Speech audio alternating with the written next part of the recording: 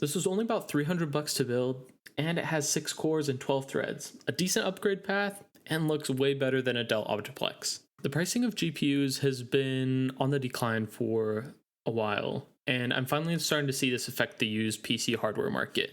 I wasn't trying to do a $300 gaming PC build or anything, but over the last couple weeks, I have been looking at PC parts to use in builds, and I realized I was able to find all the parts I needed for a decent budget build.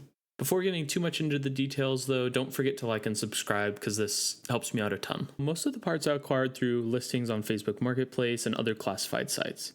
So you probably won't be able to pick up the same exact deals, but like I always say, I definitely recommend looking on your local used market for parts. You never know what you might find. So the foundation of this build all starts out with a motherboard CPU RAM combo deal that I found on Facebook Marketplace. This included a Gigabyte B350 DS3H motherboard, an AMD Ryzen 5 1600 CPU, and 16 gigabytes of Team Group DDR4 memory. The person had it listed for just 100 bucks, but when I picked it up, it didn't have a backplate for the cooler, so he was nice enough to knock the price down by $10. I was then able to order a backplate on Amazon for just 6 bucks. This combo didn't come with a CPU cooler, but luckily I had an extra Wraith Stealth cooler on hand. But for the sake of the total build cost, I'll add the cost of one of these to the total. You can find them on eBay for about 15 bucks, or sometimes locally for like 5. For the GPU, I found a GTX 1050 Ti listed for $120. I threw out an offer of 100 bucks and they agreed. These can be had for about 150 bucks on eBay right now. So it seemed like a pretty good deal to me, and the 4 gigabytes of VRAM on this should be beneficial compared to some other lower end GPUs. For the PSU, I went with an EVGA B-stock power supply. This one is a 450 watt bronze rated one. Many PSUs go on sale every Wednesday, and you can usually find a decent one for about $20 to $30. For the boot drive, I went with this cheap 240 gig SATA SSD. If you have an extra 20 bucks or so, this might be a good area to invest in an SSD that's a little bit better.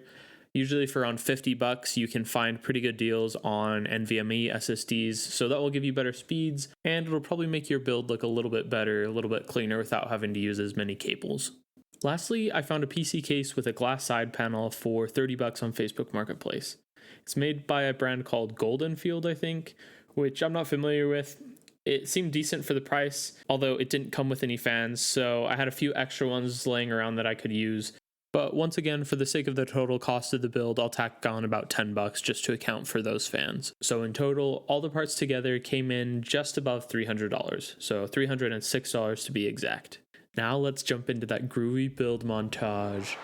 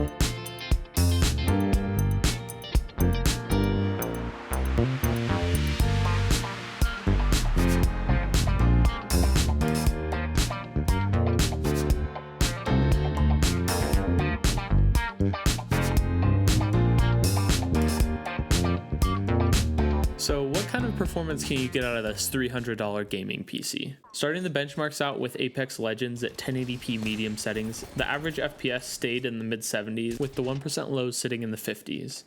The game felt great to me on all settings including high, medium, and low.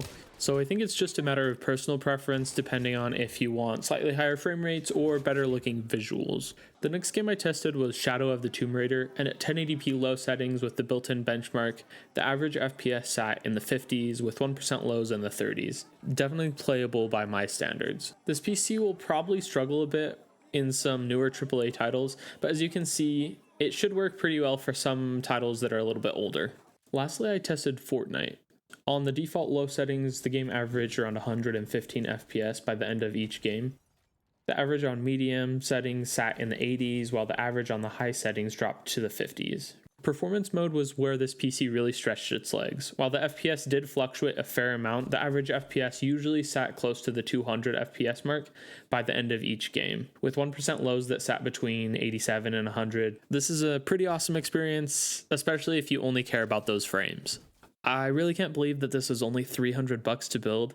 It has 6 cores, 12 threads, a decent upgrade path, and it looks way better than a Dell Optiplex. This build really makes me excited for what's to come.